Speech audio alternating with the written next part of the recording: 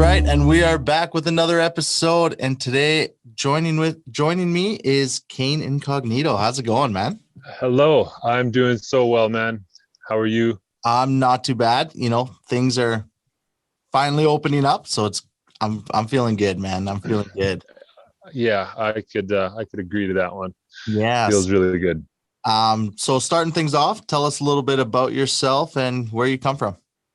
Well, my name is Eric Kane. I'm the lead singer-songwriter for Kane Incognito. Unfortunately, I don't have the band behind me here. I have the great outdoors, but I originally grew up out exactly where I am, Alberta Beach area. I moved to the city, Edmonton, Alberta. I was in a band with my brother for years. As blunt as it is, he passed away in 2015. That kind of sent me for a loop, as I'm sure it would for everyone. And a few months actually after he passed, I ended up writing him a tribute song, just me and my guitar, that I'd never shared anything like that before. I never really played guitar and shared it to people. I had maybe wrote a song or two before that, and it ended up going viral. The Bear in Edmonton got a hold of me. I ended up playing it on air like a few hours after I performed it in my living room, and it kind of just blew up, and it blew my mind as well. After that, I needed a break from everything life, and I ended up going traveling. I came back about 7 weeks later, in the trip anyways, and I had just clarity that I wanted to start a project. I wanted to play music and share my heart and my soul behind the guitar. And I ended up asking my cousins, Austin and Braden, they're the twins in the band, and my good friend Stephen Sean Teller, if they wanted to join this project with me and try to make things happen. And since then, that was August 2016, we had our first show. And yeah, it's been a trip, but we've been hustling, and a lot of amazing things have happened since. So it's kind of the gist of it. Yeah, for sure. You guys have been doing great. And first off, sorry for your loss. Thank you, man. Yeah, absolutely. And so you you came back, you kind of went straight for the love of music after your brother passed away. Tell us more, like your cousins, were they right on board right away? How did that all? Yeah, well, it was funny. Like I kind of said, I was in a band with my brother. I was the drummer for that band. And it was like a more of a heavy rock metal kind of project.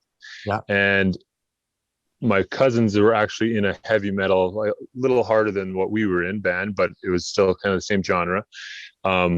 Hardcore, as you'd call it. Yeah. And everything in those two projects kind of were slowing down at that time. And I offered the position or the idea, and they were definitely pretty prominent to jump on it because they were really close, and it looked up to my brother as well. He was 5 years older than me, so he was kind of my idol growing up, as well as my two cousins that are 5 years younger than me. So it was a big age gap, but we all looked up to him. He was inspiration to a lot of people, I think, and that kind of, I think, pushed them to be like, yeah, let's do this. And so it moved along pretty quickly with the passion behind it, I think. Awesome. And what made you guys change the style of the music instead of sticking with? Well, for me, like, I always had both sides of I listen to all types of music. I think a lot of people do, but City and Color really stood out to me when I started playing acoustic, and his song "The Girl" was like, it kind of just blew my mind, and I was like, man, I really want to be able to write a song like that is like, it inspired me to write and perform, and I wanted to do the same thing. And I think just a guy behind his guitar and then with a band as well, it's a little, I don't know. They mean more, I guess, to some people anyways. For sure. And I just needed that change. I needed a different route after, being in a band with my brother. And it was just a big change I needed to, I think, come out on top in that scenario with the loss of him. And So it kind of just happened, I suppose. Yeah, for sure. I think the style was kind of a great change to even tell the whole story of kind of everything. Yeah, exactly. Right. I was able to really express myself in words rather than just loud noises. And For sure. Yeah. so All I right. definitely think it works that way better for sure. All right. All right. So things are opening up this summer, like we talked about. How was quarantine for you? Like, what did you do to keep yourself busy with no shows? I honestly, I was busier than normal almost. Good. Like, I'm not sure if you saw, but last year my manager actually, Anthony Lovesey, he's also manager for Martin Kerr. Yeah. And they pretty much came up with the idea to do these street concerts. And I was sitting there with all of my shows canceled. And I was just like, I was going to go crazy because honestly, since the loss of my brother, I need the gym and music to keep me level and like, okay. For sure. And so I saw them start to play a couple shows this one weekend, and I was like, I have to do that. And at that point, I'd actually never really played by myself. I always had the band behind me because I was pretty much too scared to do it. And I saw them doing it. The first weekend, actually, they did it. And I called my manager up. I'm like, I have to do this. Tell me kind of how you're doing it. And I went and watched Martin perform one. And after that, I played about 30 street concerts and backyard shows through the summer. And it definitely kept the momentum for myself and for the band. Like we all know, there's probably 99% of the industry was at a complete standstill. So sorry, my allergies are acting up right now. But so yeah, I was really busy. And then at the same time, we had actually just jumped into the studio March of last year. I think it was a week before everything shut down that we started pre-production on the album that we're actually releasing right now. So battling all the restrictions and COVID situations, we were in and out of the studio all year, and meanwhile me playing a bunch of shows. I was asking or talking a little earlier about that squirrel. Yeah. The squirrel's about to climb onto my phone right now. It's pretty funny. I kind of hope it jumps. Yeah, he literally was 2 inches from my phone just now, and I'm like, please come into the frame. It'll be cool. Yeah.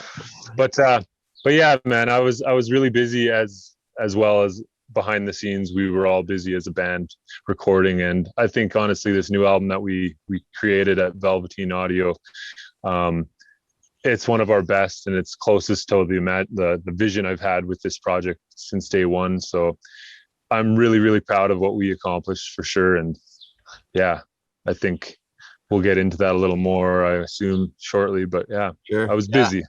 Awesome. And so would you say that was the one good thing through the whole quarantine, was just keeping busy doing these live shows? Or yeah, and I think I truly believe that since the loss of my brother, I've spent a lot of time by myself, a lot of time in my own head and in my own mind, dealing with emotions and figuring out what I need and what makes me happy and what makes me, keep going. And I think a lot of people in general really look the other way from that. They always kind of go the other way as soon as they are forced to spend time by themselves, or the idea of, oh, I'm going to be alone, I better call my friend, or I better go do something, I need to be around people. I've been there my whole 20s. I was like that. I was dependent on people's presence to make me feel okay or not lonely or whatever. For sure. And I think we all need, as a whole, to learn how to cope with our own emotions and learn how to function without the dependency of someone else. And I think I kind of prepared myself with the loss of my brother for this, and nothing really changed. I spent a lot of time in my own mind playing my guitar. I was able, and again, it was the last few years prior to that, it's basically what I did. So yeah, I think a lot of people ended up having to spend a lot of time in their own heads, and I truly, obviously we've heard of suicide rates and stuff going up, which is absolutely terrible. But I think a lot of people that didn't go down that kind of that mental health route. I think I hope it was good for them, like to figure themselves out, Yeah, absolutely. Okay. And what would you say was your biggest struggle during it My all? biggest struggle,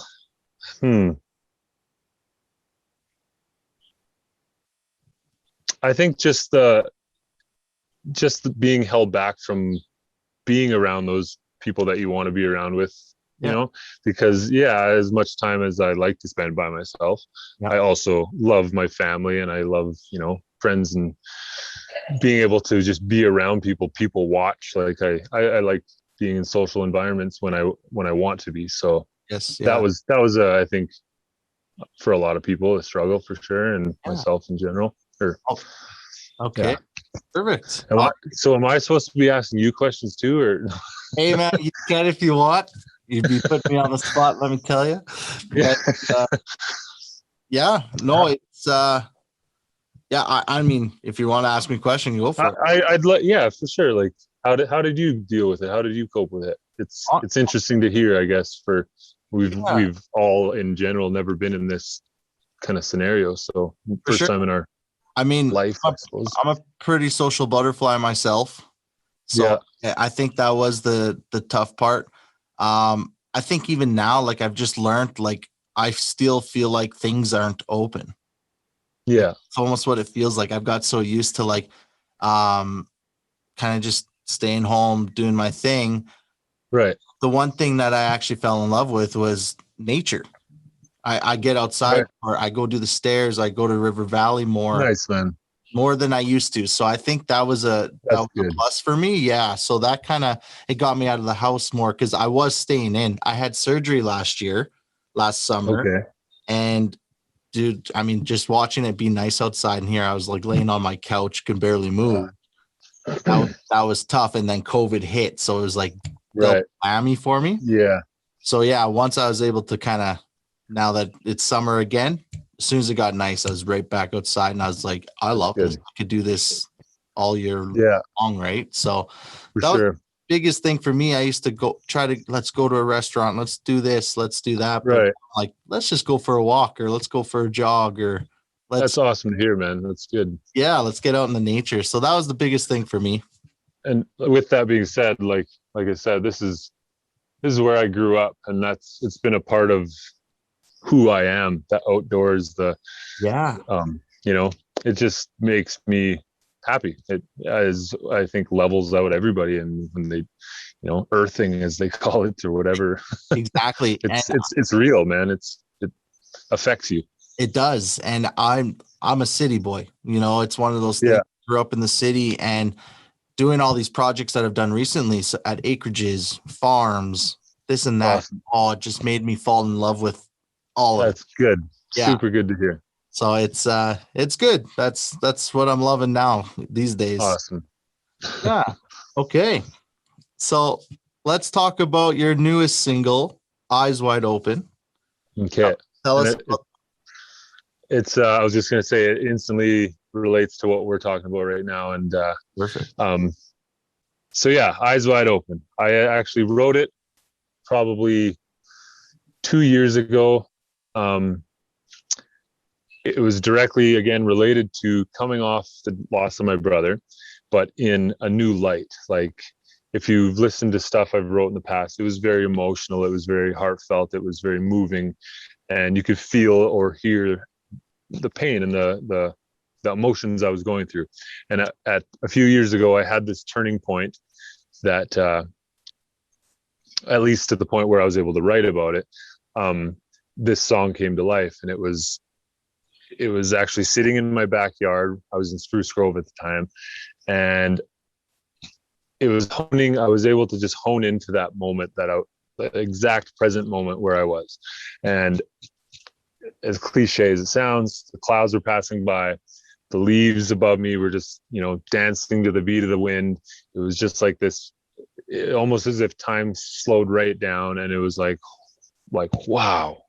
And I grew up out in the acreage. I grew up in the outdoors, and it's happened a few times in my life, but where you just like hone in into that exact moment and the now, as people call it.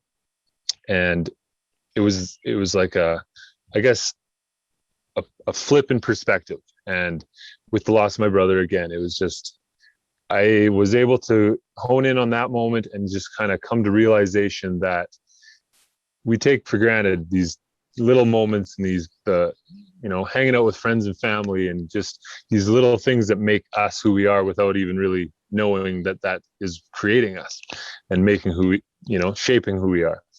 And yeah, that's where the song kind of came from, that single moment. And it's just about being present and focusing on the true meaning of beauty. What it is to you, it could be different, but I mean, for me, it's just this. That's why I picked to sit here and have this as my backdrop. And it kind of, again, goes with, we released the song a week ago, and it's just, it's all about just being present and honing in on your true meaning of beauty.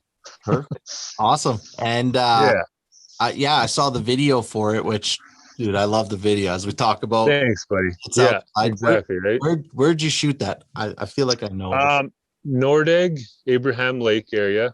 Okay. And then drove up David Thompson Highway up towards Route 93, Jasper. And that's also, that highway is where we did the longboarding shots. Yeah. And then up Route 93 to Jasper, Horseshoe Lake. Nice. Okay. And then, just kind of everything in between at the end of the show, or at the end of the video, we kind of compiled all like the B-roll stuff. Yeah. So that's, from Nordegg basically all the way to Jasper. Awesome. And what made you come up with that location? Again, the true meaning of beauty. Like that's, I grew up in the mountains. I grew up camping out by Nordegg. Those places shaped me. Those places made me who I am. And still to this day, I need those types of places, mountains, to just, they level me out. They instantly humble you, because if you aren't exactly in that present moment, you could die basically, like, it's just, the mountains are incredibly dangerous and incredibly beautiful places. And I think they're just, incredible. So that's kind of where it was. And dude, I thought it was a perfect location. I really enjoyed it. So no, that's good. Awesome. Yeah. So do you guys have co-writers on your songs at all? Or do you guys just kind of stick as a band and write together, and that's? Yeah, I mean, at this point, it's been a lot of, I guess I write a lot of the music sitting on my bed. And again, through all these experiences since my brother passed, they've been pretty easy to formulate into songs, I guess. Yeah. And I usually just kind of bring the idea to the band, and we kind of grow it from the bed song. Yep.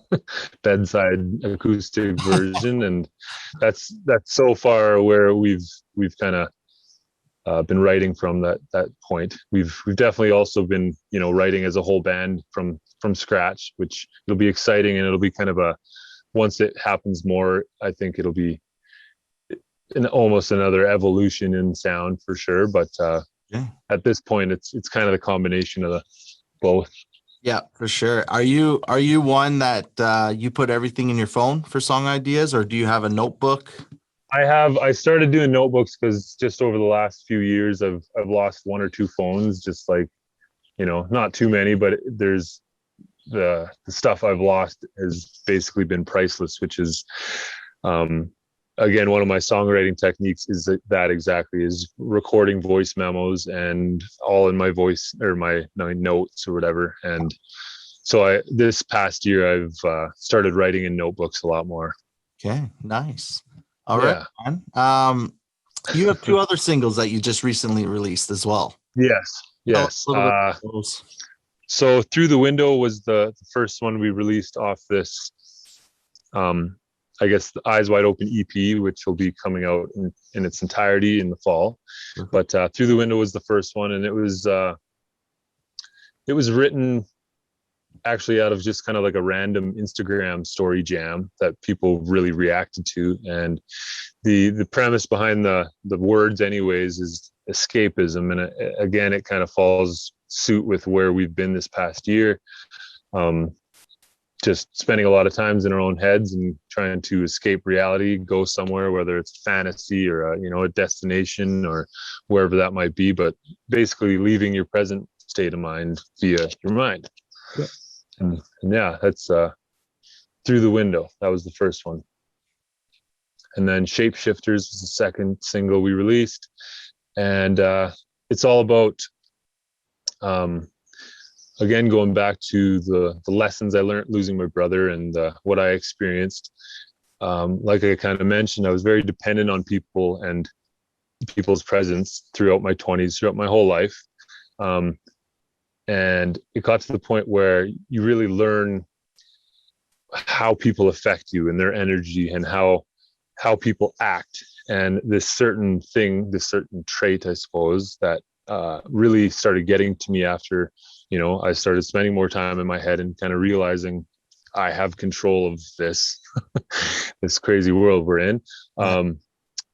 It's people changing who they are to impress other people. So you could be face to face with me acting how you are and acting as you naturally would with someone. But as soon as someone else or a few people walk in the room, you put a mask on, you change shape, and you change who you are to impress those people or fit into society standards or whatever that may be. Sure. So Shapeshifters, that's where that came from. Okay, cool. And I basically just kind of like tapped out on those types of people, and or I just, that type of energy, it just really, really affected me after that. Yeah. Basically people being fake. It just, I don't have time for it, I totally agree with you. Totally agree with you on that one. That's good. Yeah. Okay. Awesome. So with things opening up, tell us, I know you have some shows lined up. So tell us the ones that you're able to announce. We'll go back to Eyes Wide Open. We actually just got on Friday, Eyes Wide Open was added to Now Radio, full rotation. Nice. So that's incredible, to say the least. It's our first official ad to radio. Nice. We've been featured here and there. Sorry, the squirrel's doing laps again. Yeah, so I've been just living on a cloud for the last couple of days. Yesterday I caught it. Candidly, I guess you could say, jumped in my car to drive to the barber shop actually, and turned on the radio and turned it up, and they were announcing my song on the radio. And nice. Yeah, this Cassie was requesting it at the Starbucks line, and here it is. It's now in our system, and just like, what is happening, So very, very cool feeling. I think a lot of musicians, I guess it's a milestone to say the least to get to that point, and we're at that point right now, and it's a very, very cool feeling. So yeah, with that being said, I hope that draws a lot of people to these summer shows, because this song is a very upbeat summer vibe song, and it'll make you feel really good. So come watch us to the shows I'm about to announce. So yeah, August 8th, with that said, is our first official live show together again, held by Trickstar Productions. It's at the infield, I think it's called, the horse races at Northlands. Yeah. The racetrack. We're opening up for the Trues and Biff Naked, so that will be really cool show. And then August 12th, we are headlining the Edmonton Ski Club Winter in Summer Festival, and that's on a Thursday evening. It's pretty much on the hill at the Edmonton Ski Club. It'll be I'm really excited for that one. 90-minute set. We're going to be able to play all of our new music and then some. And yeah, those are the first two that are announced. August will be pretty busy. We have lots more kind of in the works, but can't really say anything about those yet. But yeah, those two are official. Awesome. Cool, man. All right. Last thing, tell everyone where they can find you on social media. Social media is Kane Incognito, Kane Incognito, on Facebook, Instagram, Twitter. Not so much Twitter, but we're there. Yeah. Spotify, every streaming platform, we are there. We're pretty new to TikTok. They're also there. Same handle though, Kane Incognito. Awesome. All right, guys, we'll go grab his newest single, Eyes Wide Open, and I'll have the links down below for the other 2 songs as well. And can we expect what other new music? When do we have new music coming out?